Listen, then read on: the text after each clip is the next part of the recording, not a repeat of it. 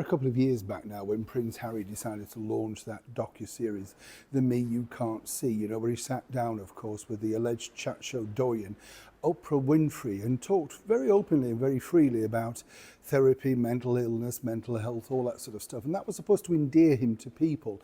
All the while, of course, he and his wife were being very uncomplimentary about his family, and he was very uncomplimentary about her family, but she never said anything, did she? Always kind of keeping her own, as it were, counsel, making sure there's nothing on record to claim, of course, that she was negative in any way. The only possible thing you could say was when she sat down with Oprah Winfrey herself, she basically claimed that she didn't know her half-brother and half-sister, seemingly because they weren't around when she was growing up. Again, another massive dispute. Apparently 17 in that particular interview. Now, what's interesting is Oprah Winfrey every year puts out a list of what she recommends and her favourite things, stuff like that. Apparently we're supposed to be impressed, rush out and buy them. Nothing like having a billionaire shopping list to choose from, is there? That's what I often think. But what's interesting on this is that she's now referenced Meghan Markle, a gift apparently that she gave her a couple of years back. And people are saying, oh, right, so they're still friends. Not exactly. Let me explain. Morning, good to see you. Thank you so much as ever. We are, of course, inside London's Underground, in case you're thinking this is my personal lair, a little bit like Dr. Evil in Austin Powers. Somebody said, Neil, where are you? Where do you think I am? My kitchen. This is London's Underground as we wait for another journey. Hopefully that will turn up at some point.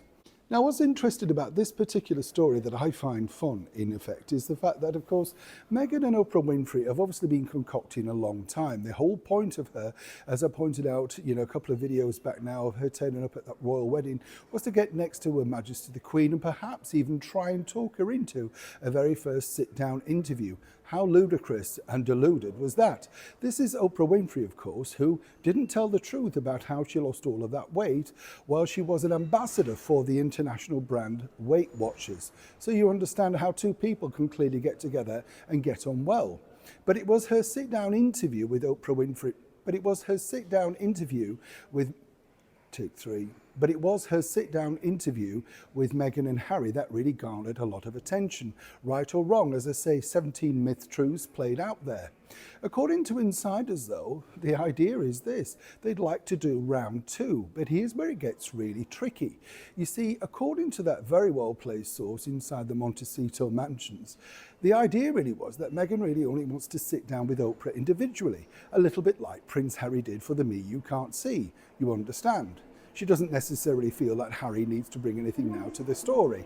After all, she could update Oprah on what she's gone through since the last interview.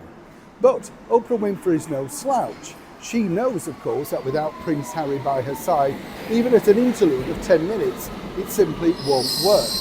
Meghan doesn't want to do this. You can understand now exactly how this has come to something of a stalemate between the two friends. One wants one thing, one wants the other. And the idea that, of course, Oprah Winfrey has decided to include one of her favourite things from Meghan on her much vaulted shopping list is basically just a way of saying, I'm here, let's talk. But so far, as ever, Meghan is holding out for what Meghan wants. But as Oprah Winfrey's team have pointed out to me, well, without Harry by her side, it simply wouldn't work. Either way, the two divas are at stalemate. Who will crumble first? There's a lot of money at stake, and as we know, both Harry and Meghan are now looking for a brand new revenue stream. Neil Sean, London Underground, in the very heart of London.